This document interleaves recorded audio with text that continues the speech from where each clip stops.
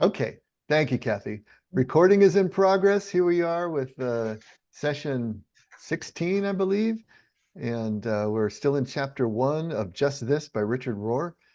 And we're going to be starting on page 30 tonight. Irreplaceable thisness. This is kind of like Danielle's isness, right? Thisness. But this will be great. Before we jump into the text, anything that anyone wants to discuss? Any old business? Anything you've been chewing on? Bill, you got anything you've been chewing on? Typically, you have been chewing on something. So, I was chewing on something and then I couldn't find it. okay, well, let us know when you do. Thank you. You are welcome. All right. Just share that little bit that was kind of good for me with last week with this long loving look was when I told you about when I'd go backpacking with my kids, I would bring a drawing pad and we would sit in the woods somewhere or look at a mountain scene. We did that with Dakota, my granddaughter, when she was 7, and Gail and I just looked up at and Dakota looked at the glacier and the mountain and just got rid of the watch, just sat there and just instead of drawing what you think a mountain scene was, Dakota just drew it as she saw it. And it kind of drew out the moment in I still have the little drawing of what she did. And it's just a way of kind of lingering in that moment that was a neat connection. And it related to what we were talking about last week with the long loving look. And so, we were in the moment when we were doing it. And then what's neat about the drawing is that it can go right back to that moment sitting there. Anyway. When Bill and I were talking about this last week, and it was a little more expansive conversation, as you can imagine. But what he was basically talking about is that if you ask someone to draw a monkey or draw a dog or a cat, remember this part of the story, Bill? Yeah.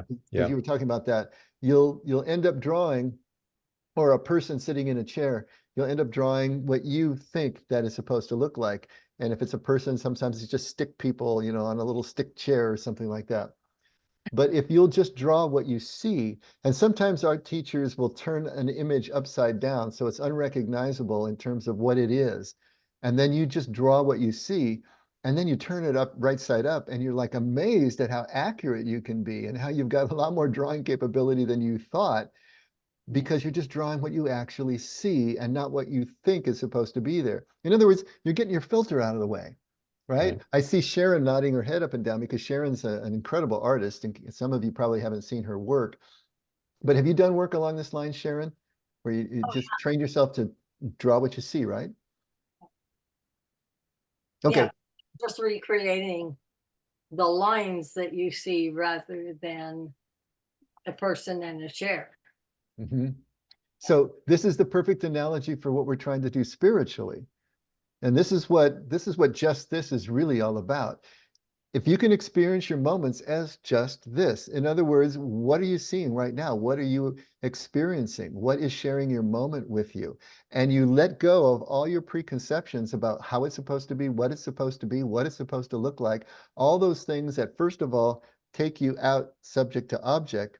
Second of all, have you start to judge the moment. Well, it would be better if it were this.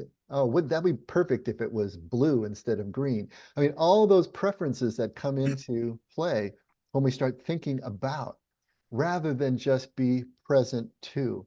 And so when Bill was talking about this, that's a perfect analogy for what we're talking about.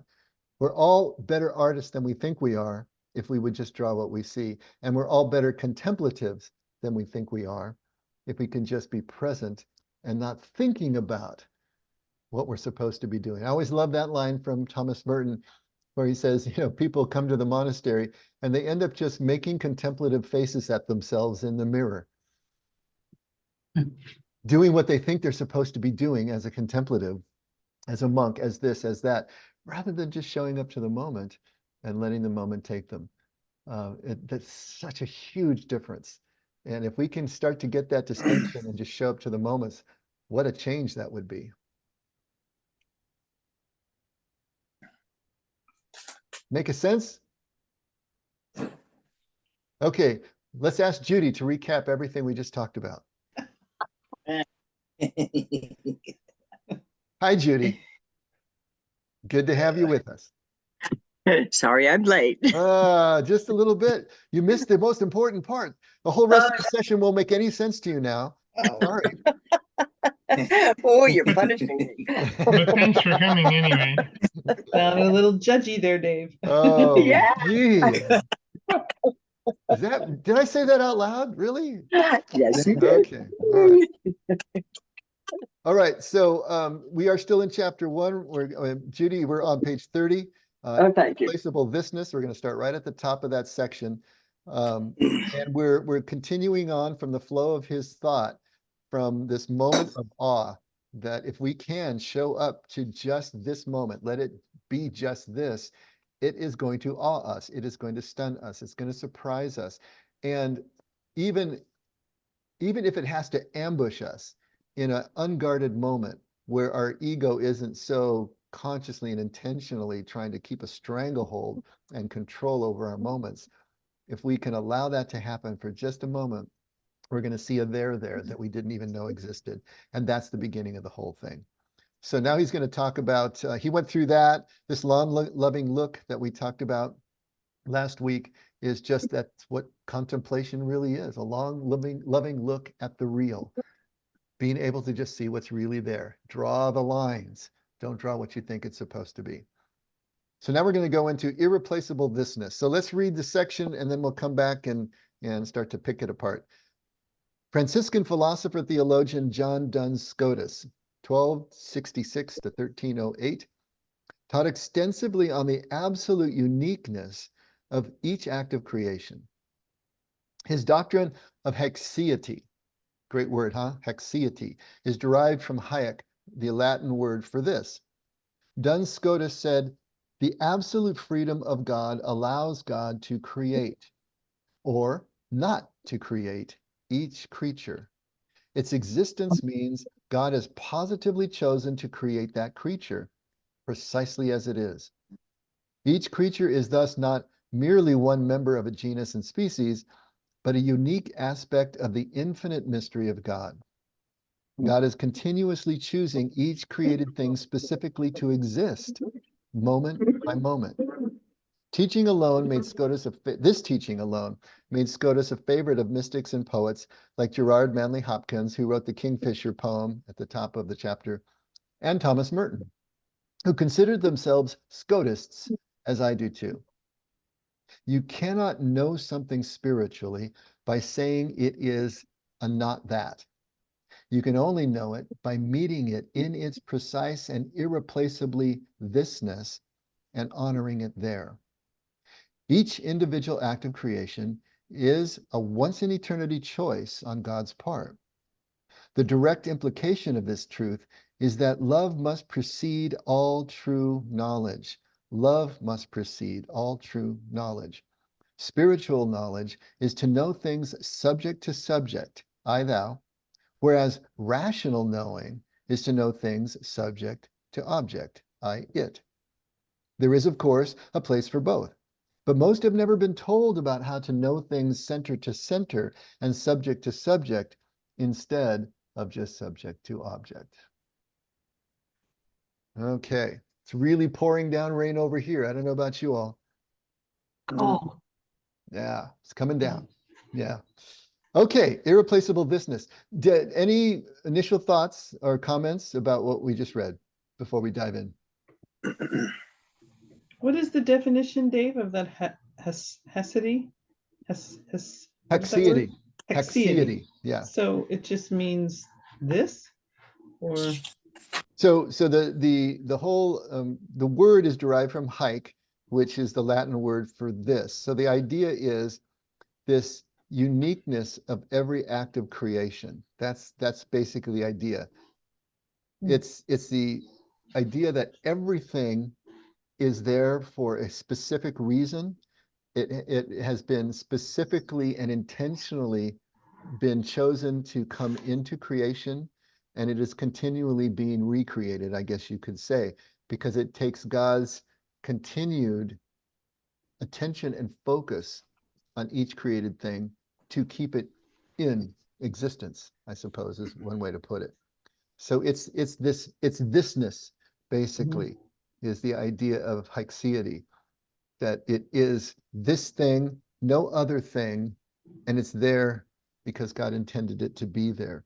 And so what it does, it brings everything into equal place. There is no more higher or lower or hierarchy. Nothing is greater than anything else, really, because everything has that thisness. Everything is there, equally important to the Creator. As you know, I'm always droning on about how can we start to see the divine in the commonplace? Can we start to see the spectacular in what we deem unspectacular or insignificant? Can we see the significance there? To be able to start seeing with God's eyes is to see this thisness in everything. The way Duns Scotus is saying that God looks at everything in creation. Can we see that same significance, that intention, that absolute desire for that thing to be there right now? Can we start to mirror some of that? And think about it. If you did, how would that this is what Scott's always saying. How would that change things? You know, if that were true, how would that change your experience of your What moments? if it was true? If What you were if it were seeing true? everything with that kind of thisness, with that kind of intention. What were you going to say, Scott? What if it were true? I Yeah. always ask the question and ask people and invite them into that space when they quote a scripture or reference a scripture. I just ask them to consider for a moment, what if it's true? Because the scriptures say a lot about our lives and our actions and our feelings. So anyway, that's my input. Yeah. So it's the kind of, what if this were true? What if thisness really was at the center of all creation and you started to see things that way? How would that change the experience of your moments? If everything, no matter how boring, no matter how mundane, no matter how many times you've seen it, could start to be seen fresh again with thisness, how would that change things? You know, that's kind of where we're headed in a contemplative way. Dave, this kind of took me to a moment when Lisa, our oldest, was born, first child. It was just like, this little one has never existed before. She's brand new, unique imprint. It was just a sweet moment for me. I didn't remember Dusty or Paige, but Lisa, that was the first one. So it was like, And they each, and they each were different, but you know, well, it's like each of them has and experienced. yeah, when you've had a child, it's like, wow, this person has never ever existed. Where'd they come from? Mm-hmm. Pretty cool. That's a deep question. That's an amazing question, actually. Mhm. Depends on what part of the world you're from, right?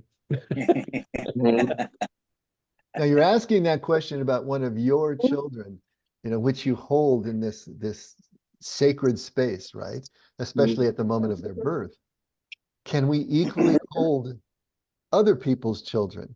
Can we equally hold the things that we particularly don't care for and yet still see, as Richard Rohr would say, everything belongs? Everything has an intentional space that God had chosen this thing particularly to come into existence. I mean, that is a whole different, or it's along the lines of loving the enemy, right? I mean, Jesus is basically saying the same thing. And so we let go of our judgments, you know, and our evaluation. And, you know, I'm better, they're worse. Yeah. I mean, and you think, and to carry it to an extreme, you know, can you get to that point with someone that you believe is truly evil, like many of us do about Hitler, you know, and like, and others in the political tenor of the times, you know, I mean, we're demonizing other candidates. And what if what if we can start practicing doing that, letting go of those judgments? A lot more peace in the world, that's for sure. Which doesn't mean that we have to agree with everyone. You know, it doesn't mean that we don't still fight to make sure that someone's policy never comes into play because we think it's going to be a disaster. We can still fight those political battles. We can still have really deeply held, passionate beliefs. But at the same time, we're going to have absolute respect for everyone and their beliefs, which we are trying to fight down, because they still have that thisness. They still have this sacredness to them simply because they're there and for no other reason. Yeah. What shares your moment with you? Can you see it all equally as you would see your own child and understand their thisness? Can you do that for everything, no matter how mundane or how distasteful it may be to you? Can you still realize, yes, it has a place? Maybe not in my home, but it has a place. Right. And Dave, we want that thisness returned the same way to us, but it Yeah. isn't always that way. So it's not equal fair. The world isn't fair, you know. So we may feel that for those opposite feelings or different perspectives, but it doesn't always get returned the same way. So it's just something that's just life. Yeah.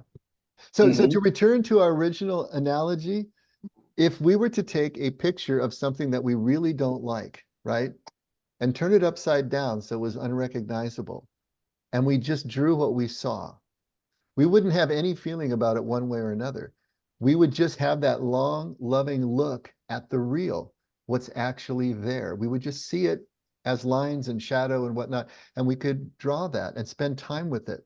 And then we turn it over and realize, oh, that's what this was. You know, as you start to spend more time with someone or something, whatever it is, a lot of those preferences start to fall away as you get more familiar and more intimately connected with.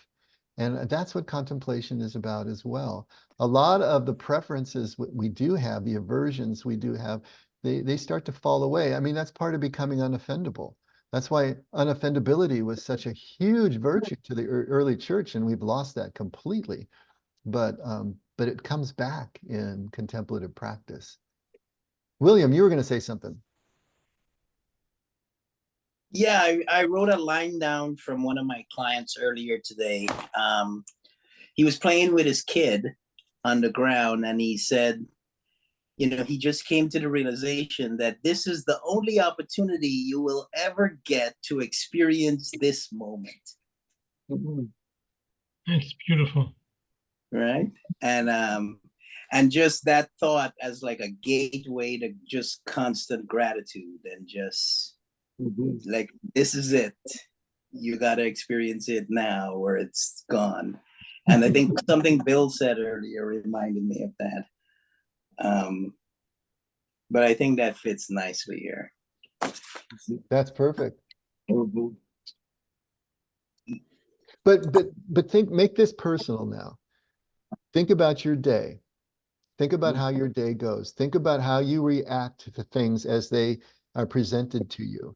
And think about all the emotional triggers and everything that goes on and how, you know, some days are just horrible days, you know, and you're irritated and you're angry, or you're this or you're that. You know, how would that change if we could see thisness through all of that? It's not like we're going to be just blissful creatures all the time. That's not going to happen. We're human beings.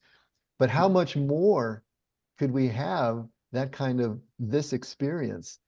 You know, we just got to hit 51% and our character changes, right? How much more could we do? And how differently would we be able to deal with and experience positively things that are really getting our goat normally? I mean, this is all going to be toward this different experience of life that Jesus calls kingdom. I mean, that's what kingdom is, right?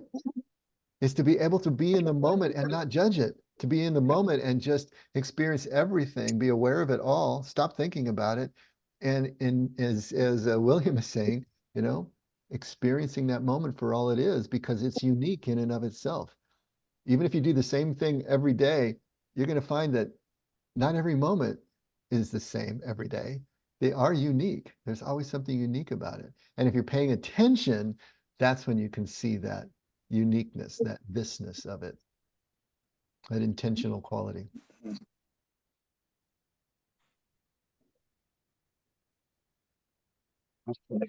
So why don't we dive into this a little bit now. So this Franciscan philosopher and theologian, 13th, 14th century, John Duns Scotus, taught extensively on the absolute uniqueness of each act of creation. His doctrine of haexiety is derived from haec, the Latin word for this. Scotus said that the absolute freedom of God allows God to create or not to create each creature. Its existence, each creature's existence, means God has positively chosen to create that creature precisely as it is. All right? Most of us are not too fond of mosquitoes. In fact, we always think of mosquitoes as God's mistake, right?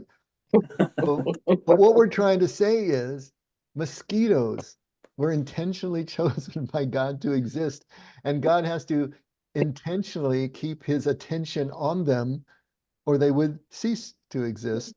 And so can we even see mosquitoes in this way? You know, everything has that thisness, everything has that intention, everything has that meaning, everything belongs. And so can we start to see things that way, even the ones that bite us and irritate us and do the things that they do? Mhm. It's an invitation to the mystery of God's thinking.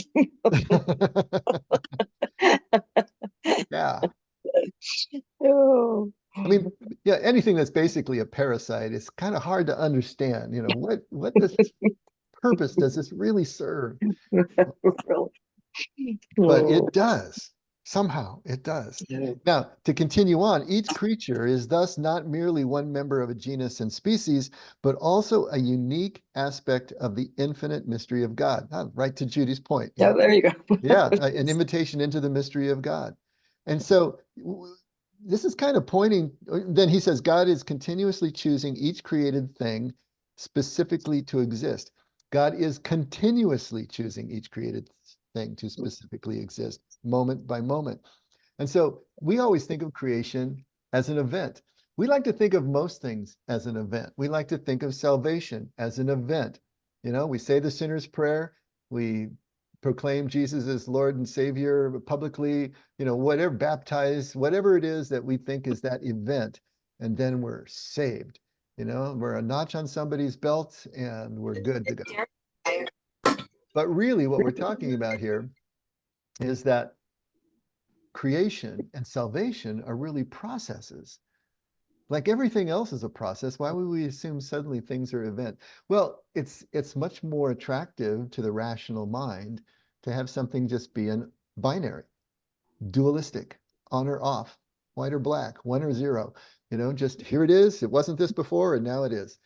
But that's really not what is going on. It's a constant becoming. Just like good and evil, we like to think of as dualistic in the West.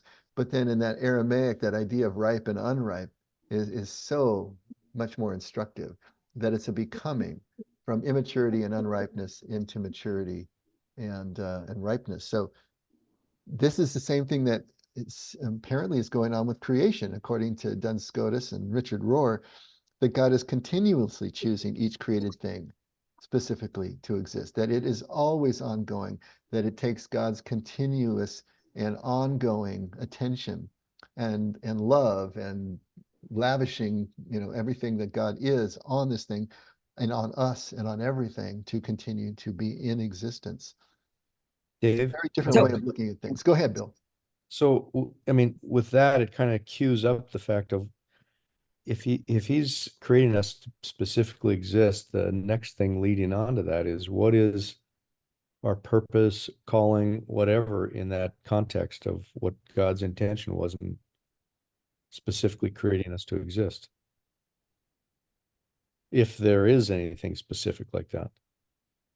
Well, you know my answer to that, right? Well, I know you don't see him up there pulling the strings on all these little things.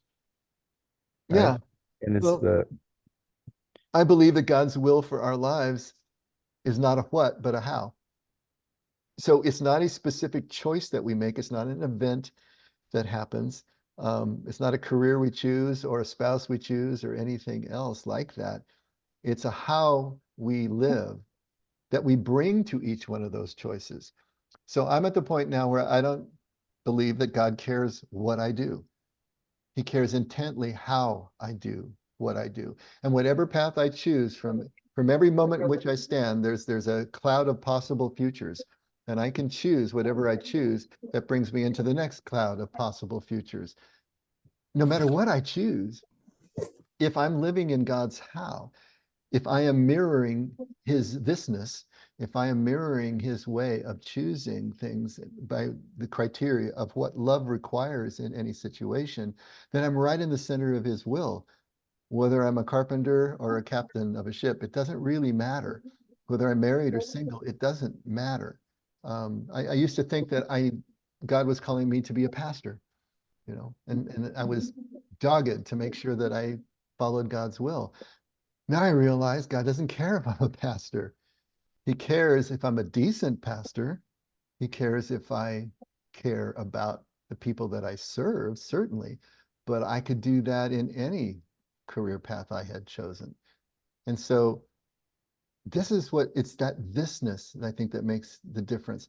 If we start to get the sense that God is continuously creating us in terms of keeping us in existence, it seems to me that that raises us and everything to the level of the sacred.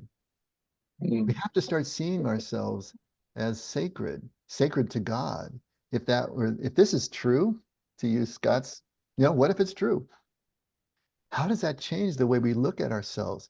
How does that change what we want to try to give back, or how we want to try to conduct ourselves in whatever we have chosen to do? I think it radically changes that calculus. When you stop and think about it, you look at all the amazing things that are created, from the mosquito to the ant to the dog to the dinosaur when it was around, and then you realize, of all those creatures created, God said, you're my children. You watch out. You're responsible for all this. And I think we forget what our title is. We're children of God, and that means something. It's not that a butterfly is not important, or a hummingbird is not worth taking a second, third, and fourth look at and find amazement in. It's just that of all the things we could be, we're given the title of children of God. And what if that's true? God, you remind me of one of my favorite verses when I was working, was, "Go to the ant, O sluggard, observe her ways and be wise. She doesn't have a master or a king, but she busily goes about doing what she's doing." That's a how question. It's good. Absolutely. You sluggard. Bill, did I take your question in the direction you were intending, or did I go off on a bunny trail for you? Oh, you're fine. You're good. Okay. I've just been chewing on it because so much of my life I've had impressed on me, trying to find out what my calling is and what my unique purpose is in the way why God exists, why God created me in the first place. And that's just, You're supposed to be seen. Yeah. What interesting about what you just said about the uniqueness of your calling and your purpose, I think that our calling and purpose is not unique. It's absolutely universal. Everybody has the same purpose. What drove me crazy about when I joined the evangelical church and everybody was talking about God's will for their lives, it was that God had a perfect plan for your life. Everything mapped out to the nth degree. The career, the spouse, the this, the that, everything was all mapped out. But he wasn't telling. So my job as a human being is to figure this sucker out and then execute it perfectly, or my life was always going to be less than God intended, and therefore I was a disappointment to God at the very least. And I thought, I wouldn't do that to a rat in a maze. Why would God do that to me? It made absolutely no sense. And what it turns out is that God's will for our lives is being shouted from every page of Scripture, from the heavens themselves, and from every moment that we live on this planet, because it's all the same for us. But each one of us is unique. And so the way that we will execute that how is going to be unique to us. We bring uniqueness. The will itself, I think, is universal. And that's changed everything for me. It really took a lot of pressure off, let me tell you. Yeah. Can I ask a question?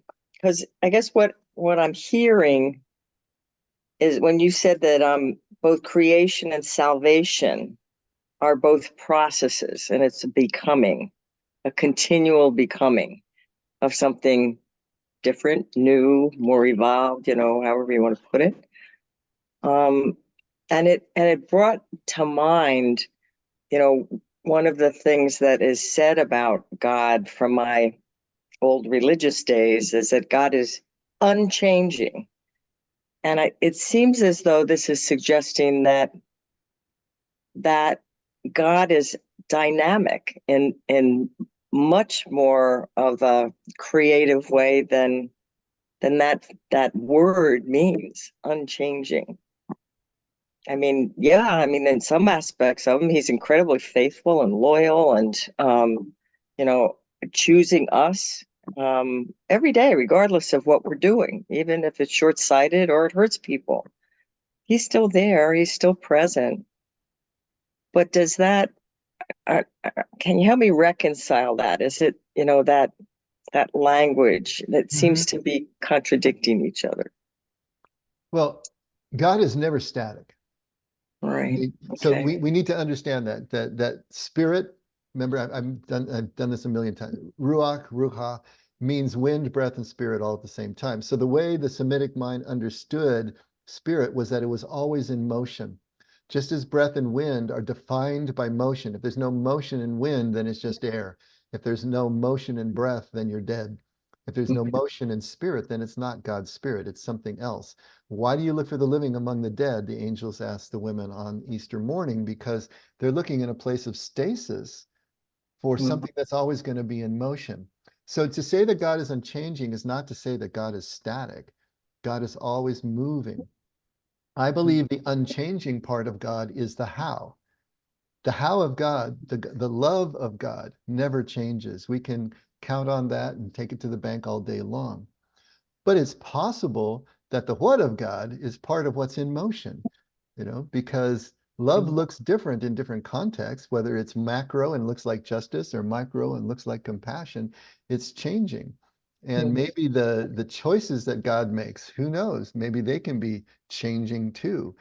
There's always going to be something surprising about God if God is infinite. So we'll never exhaust God in all of eternity. So even the next life that we sometimes imagine as static, we just go to heaven and everything's done. We know everything. We're all connected. We sit on a cloud and play harps for all eternity. That to me would last about 10 minutes and then I'd be bored out of my gourd. But if God is infinite, then there's always going to be something new to learn and always something new to experience. But the part that won't change to me is the how. So that's the way I parse that. I'm telling you what I'm convinced of. Go become convinced of what you're convinced of. But at least it's one way to look at it. Yeah, how can God be changing and unchanging at the same time? How can God be in motion, which implies change, and be unchanging at the same time? That's the way that I've kind of skinned that cat. Sorry for you Gotcha. cat lovers.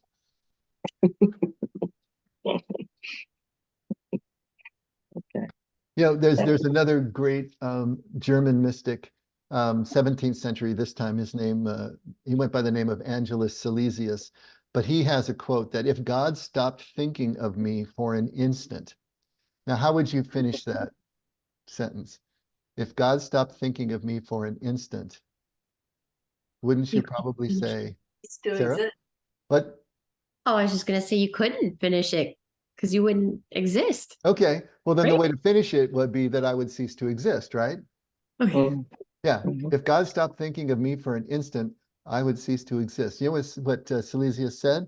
He said, if God stopped thinking of me for an instant, he would cease to exist. Think about what that is saying. Think about the depth of what that is saying. Because if God stopped thinking about me for an instant, then the how of God would have changed, that unchanging part. And he would cease to exist as himself. He would not be who Jesus says he is. Because it is in his nature to continue to love and connect with and be attentive to all of his creation and everything that's present to him, her. right? That's a fascinating way to look at that. If God stopped thinking of me for an instant, he would cease to exist. It's talking about this thisness, right? This idea that God has brought everything intentionally into creation and holds everything from the mosquito to Mother Teresa or whoever you want to hold up on a pedestal in the same level of sacredness, with the same level of love. His love is absolutely indiscriminate. That's the hardest thing for us to get through our noggins. And even when you think you have, you're going to revert. I guarantee you, you'll be pinging back and forth on this thing because it just doesn't make rational sense. But that's everything that the scripture is trying to get across to us, and everything Jesus is trying to get across to us over and over and over again. Oh. So different. You know, the other thing that Silesia said that was great was that God can't come to visit you unless you aren't there. God cannot come to visit you unless you are not there. I love that. Ah, makes sense. I know Yeah. that's a little off the path of what we're talking about. Maybe not so much, you know, because if you are there, that means you're in your egoic rational mind. Until you aren't there, God can't come to visit you. It's along the lines of what Rohr was saying when he said that God has to ambush us in those unguarded moments, those unguarded egoic moments. The ego is so strong, wants to grab on and hold control so tightly that it's impenetrable. God can't come to visit us when we're in that state. He can only come to visit us when we aren't there. Love that. Read Angelus Silesius, as much of his quotes as you can. He's got a great way of expressing himself. Okay, so this teaching alone made Scotus a favorite of mystics and poets like Gerard Manley Hopkins and Thomas Merton, who considered themselves Scotists, as I do too. You cannot know something spiritually by saying it is a not that. You can only know it by meeting it in its precise and irreplaceable thisness and honoring it there. And this is calling to mind that wonderful quote from Frank Herbert in Dune, the novel Dune. It's also in the first movie, where he says, you can't know a process by stopping the process. You have to enter into the process and flow with it to understand the process. And so it's kind of the same thing here. You can't know something spiritually by saying it's not that. In other words, we can't take a mental snapshot of something and turn it over in our mind and define its edges and its corners and create handles for us to hold it by and say it's not this and it's not that. It's this by distinction, by comparison, all that rational thought, and think that we're really knowing that thing. Because all we've done is create an object. And now we're looking at it as an object. We're looking at the picture in the frame on the wall from a distance, and we're observing it, but we're not in it. You know, the only thing we can do, as Rohr says, is meet it in its precise and irreplaceable thisness and honoring it there. In other words, just draw what you see. Forget about anything, any preconception that you have over it, anything you think you know about it, anything you think about how it relates to you or what it triggers in you. All those things are what keep us subject and object. If we can get past all that, just be in the moment, then we can actually start to know that thing. When God says, depart from me, I never knew you, and people were saying, hey, wait a minute, we prophesied in your name. You know, we built 24/7 satellite networks in your name, Lord. You know, let us into the kingdom. Depart from me, I never knew you. He's talking about this kind of knowing. Were you able to get out of your head? Were you able to stop seeing what you could build and what you could do and obtaining your rewards through that accolade or whatever, and just be and realize that the lowly mosquito is as important to me as you are and everything else? You know, it's that kind of knowing that we're talking about when we talk about knowing God or knowing really anything. Not by imagining we understand it, but through this direct experience. Not judging at all, just experiencing what's there. Hey, Dave, what is a SCOTUS? Say again? What is a SCOTUS? That's a person. John Duns Scotus is his name. He was a 13th century Franciscan priest and theologian and philosopher. Is that what you're asking me? Yeah, We- but it lists a couple other people and it says who considered themselves SCOTUS. Oh, Scotus, in quotes, followers of John Duns Scotus. They, Oh. they saw their spirituality in the same way as he Oh, saw okay. his spirituality. Yeah, that's all that means. Yeah, Scotus. He's just using that as a, I guess, as a noun Oh, from his name. Yeah. Kind of like we're Brisbaneists, is that right? Please don't do that.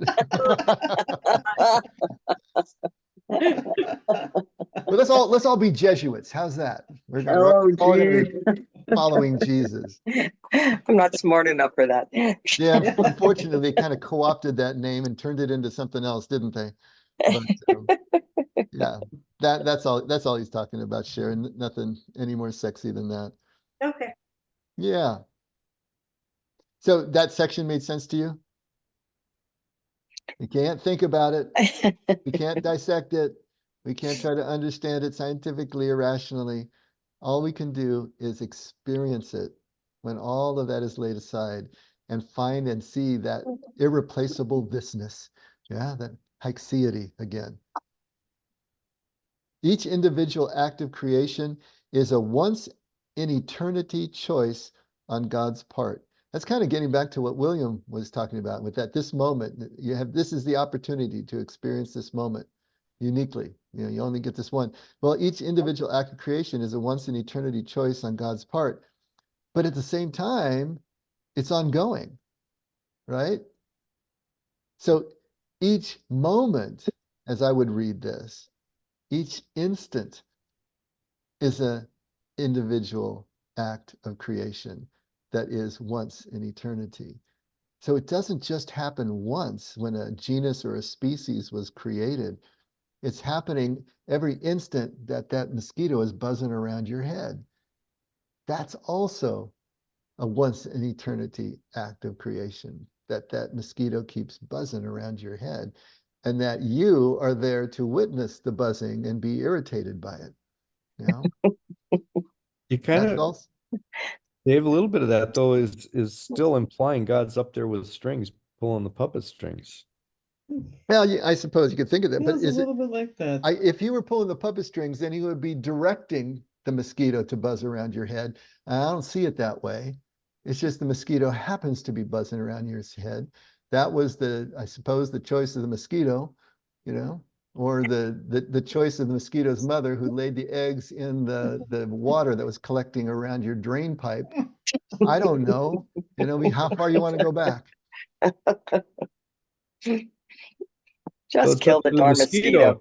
It's up to the mosquito to figure out how to survive then once he's created. I don't know. In the second or third Jaws movie, the shark was personal. It was going after that person. How did that happen? Yeah. Or read Moby Dick and see what that whale was up Yeah. to, because Yeah. it's You along tell me that you didn't same feel line. like that was personal. That Yeah. was. Well, I know all the mosquitoes in Minnesota are cursing God when it's 20 below zero. You're right. Yeah, I think- before or after you thaw them out. I'll say, and why? Why ask why? Mm. If you were to ask Jesus why, what would he say? Why? Tell a What do you story. think? You would ask another question. He'd ask another question. He'd tell you a story. He wouldn't answer your question why, though. Yeah, that's right. Mhm. That's great. But yeah, even reading this, the direct implication of this, I'm sorry, each individual act of creation is a once in eternity choice on God's part. But doesn't that seem to completely contradict the previous page? God is continuously choosing each created thing specifically to exist moment by moment. It seems like the two are in contradiction. Yeah. But I don't think they are. I think that this is that idea of each moment being a once in eternity choice on God's part. Kind of what William was saying. I forget how exactly you put it, William. How did you put that line again? Read it to us again. Hold on. this is the only opportunity you will have to experience this moment. So this moment is a once in eternity choice or presentation of choice, to us, and we can enter into it or not. The mosquito is a once in eternity choice to buzz around your head, and God's constant attention to keep that mosquito buzzing and you aware of it once in eternity. I think it's along those lines, and that's not really rational, is it? I mean, how can everything be once in eternity? I suppose if each moment is unique, each individual is unique, but yeah, we're getting into some kind of paradoxical thinking. It sounds like a lot of pressure too, because I mean, I'm thinking of somebody like Judy, you guys with your new grandchildren, witnessing a smile or a look on their face and saying this moment is never going to be repeated or recreated again exactly the same way. I'm never going to see that smile again. Oh no. Or when you try to recreate an event that was so moving for your family or friends and it isn't the same the second time around or third time. Right. I don't know. It's hard. It's a lot of pressure. But I think we're not clinging to the moment of the smile. We're celebrating the moment right after just as much as we celebrated the smile. Yeah. So it's That's a good point. constant ongoing. in the moment. Good save, William. Good save. Yeah. I was just thinking, listening to Kathy, isn't it just like us humans to create pressure out There's of the that unique flow of life? We're going to find the pressure. We create our own stress, don't we? Right. It's self-imposed. Yeah. And of course, Yeah. the moment that you start thinking of the uniqueness of this moment, you've already left the moment. Yeah. Yeah. Mhm. We're celebrating the uniqueness of the moment by not thinking about the moment, Just let it happen. being there. Just letting it happen. Yeah. Yeah. So all of this picking apart of all of this stuff is only by way of, I suppose you could say, training your mind to allow it to let go. Yeah. Because we have made a virtue out of thinking rationally and holding on to every bit of control we possibly can. We've made a virtue out of that. So all of this is along the lines of, can we start to poke holes in that so that we can give permission for our minds to let go? And at that point, we can forget about all this stuff. It's only vehicle anyway. I mean, is this stuff really true? It doesn't matter. Is it pointing in a direction that can take you to a different experience of life? That's important. Yeah. But then as soon as you get there, forget that there's that great Buddhist story about the man who comes to the river and he needs to cross the river and there's a boat there on the near shore. So he gets in the boat and he comes across the river. And then what are you supposed to do with the boat after you cross the river? Well, he picks the boat up and he puts it on his shoulders and now he's carrying it across the land. Why? Leave the boat in the water.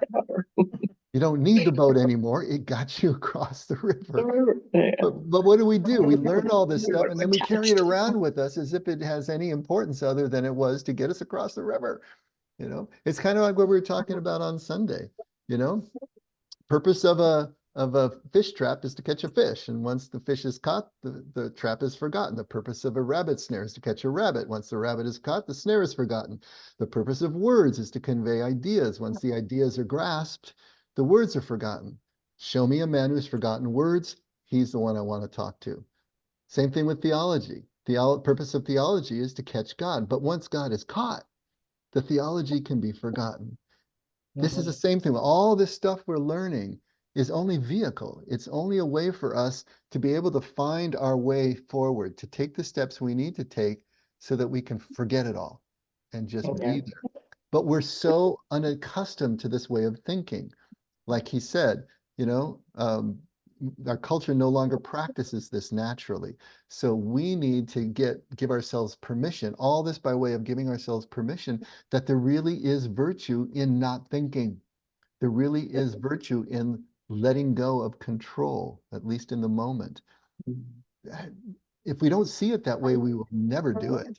So at least if we can start to convince ourselves that this stuff might be true, then we have the first snowball's chance in Hades of taking that first step in that direction. And that's what this is all about. I have a Well, hard time getting my I head have a totally above that. problem that with that, you know, you caught a fish in a fish trap, you forget about the fish trap or the snare. You snare the rabbit, you forget. But then I keep it because tomorrow I may be hungry. Right? Hunting season is next year. I'm gonna need it next hunting season. I mean, You don't leave therefore, your poles at the lake after you catch fish. the boat, I won't carry the boat to land, but I will tie it up. If I need to get back to the other side, but I don't dwell on it. You tie your boat up. Yeah, I would leave the boat for someone else to use. Right? Someone else use it. Yeah, you don't carry it. I don't need it anymore. Exactly. And I think once the metaphor conveys its message, you need to let go of the metaphor. Exactly. You ain't getting my boat. I paid too much for it. You're saying I don't get metaphors? What? Now we're into possession too. So now as I'm Girl. listening to Ellen, I'm thinking, isn't it just like us as humans to over literalize every metaphor we use? Am I Be a too little too concrete? concrete here. I'm busy looking for the boat. It's our crazy Western minds, as usual. There's a saying that always kind of got me is when people would say, let go and let God. And I'm like, that's just too passive to me. It's like my favorite verse, go to the ant, O sluggard. You know, it's like you let go and you don't just sit there. You don't just keep thinking about it. It's like he's talking up here. You dive into the experience. You step into the experience. But once Bill's- again, I think, Bill, that's not letting go of the, well, maybe the what and the how doesn't work here as well as I thought it would. Now I think about it. But the letting go is not letting go of the process. We have to work the process. It's letting go of the outcome. If we can let go of the outcome and just work the process, that's the surest way that we will get to the outcome we want anyway, because nothing is adulterating, you know, the pure process. It's like wax on, wax off. If Miyagi had told the Karate Kid what he was doing, he would have mucked it all up by what he thought karate was, right? If we try to draw the person sitting in a chair, we'll muck it all up because of what we think of our own ability to draw and what the thing looks like. But if we, again, just draw what we see and don't think about outcome, we get there. Same thing here. Let go and let God is about letting go of outcome and not process. Because if we don't show up for the work, then nothing is going to happen, right? But the other thing about let go and let God that used to really irritate me is like when people would tell me to snap out of my depression. You know, I just want to slap them across the face. Because if I knew where that friggin' switch was, you better believe I'd flip it, you know? But you can't find the switch. And let go and let God sounds like it's an event. It's not an event, it's a process. These things are processes, not events. Every time we re-enter the process of whatever it is we're working toward, every time we get up and show up, we are engaging again. And when we allow ourselves just to enjoy the work that we're doing and not have it always have to be tied to the success or failure, quote unquote, of any outcome, that's what letting go is all about. It's that process of becoming more and more able to just be here now, balance the now and the not yet and all those other things we've talked about. I also, when I read that, it used to bug me too until I realized there's the other part of letting go is letting go of what things I cannot control. And yeah, you let God do that. Like the Dow Jones went down, I can't control that, but I buy at the dip, right? That's what I control. But it doesn't mean you let go of all control. I mean, I still work. I'm required to do my training. I do that. And that's the process, Ellen. That's what we're talking about. Yeah. Yes, we can set up the process. We can work the process. We can plan the work and work the plan. And we control every, if you've ever been a project manager, you're trying to control every element along that line. Otherwise, you lose the project. So those are things we can control in the process. But even if we do everything exactly letter perfect, we still may not get the outcome because there's too many unknown variables and too many things we can't control. Right. So that's the difference. That's the difference between the two. Yes, control the process as much as you can, get up and work it, enjoy it for what it is as an end in itself in that moment. And then it will keep working you toward the outcome that you may or may not attain. But there's no wasted time in a life like that, because every moment has been entered, engaged, and enjoyed for what it is in its own thisness, right? Let's finish this paragraph just so we can say we did. The direct implication of this truth, which truth? That each individual act of creation is a once in eternity choice on God's part. The direct implication of this truth is that love must precede all true knowledge. What the heck does that mean? Right?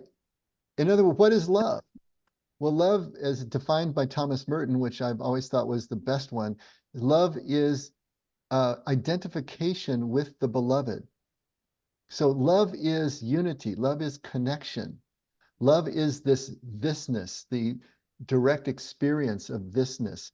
So that love understood that way really precedes all true knowledge. It's not objective knowledge. It's not,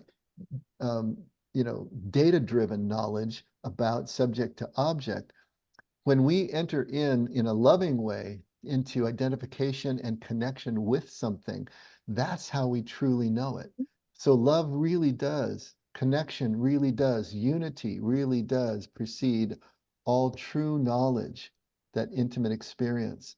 Spiritual knowledge is just to know things subject to subject, I, thou, as we've discussed before. Whereas rational knowing is to know things subject to object, I, it. There is, of course, a place for both. Absolutely has to be. But most of us have never been told about how things center to center, how to know things center to center and subject to subject instead of just subject to object. We have been inundated with rational thinking. We have been inundated with subject to object thinking. We know that really, really well.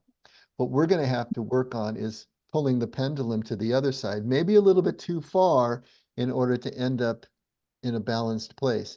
Well, we do have the balance of both because we need both. If we were always just experiencing things subject to subject, we'd be drooling in a corner. We wouldn't get any work done. We have to be able to also think subject to object, create the plan, work the plan, control the processes of the plan. But then in the moments themselves of working that plan, we can slide back into subject to subject, where we're just present to and not always thinking about or obsessing over the work that we are doing. That's the balance between the two. And it's a fine one. It's a fine line. But once you start to understand what it is that's really at issue, it gets easier. And then it becomes more muscle memory. It becomes your new default position as you go.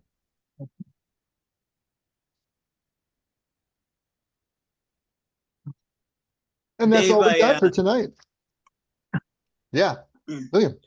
It made me think of the idea that truth can only be experienced in the heart. And basically the closest the mind can get to truth is perspective, basically. Mm-hmm. I like but that. Ultimate truth can only be experienced in the heart. And I think he's kind of saying that here. I think so too.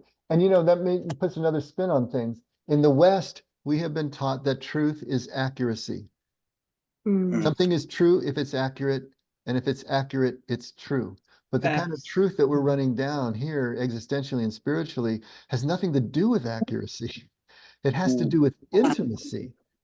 That's how we experience something as true, not whether it's accurate.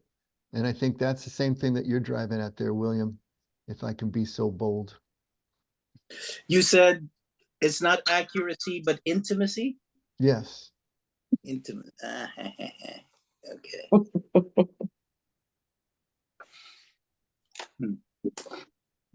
So very different. The West has done a number on us.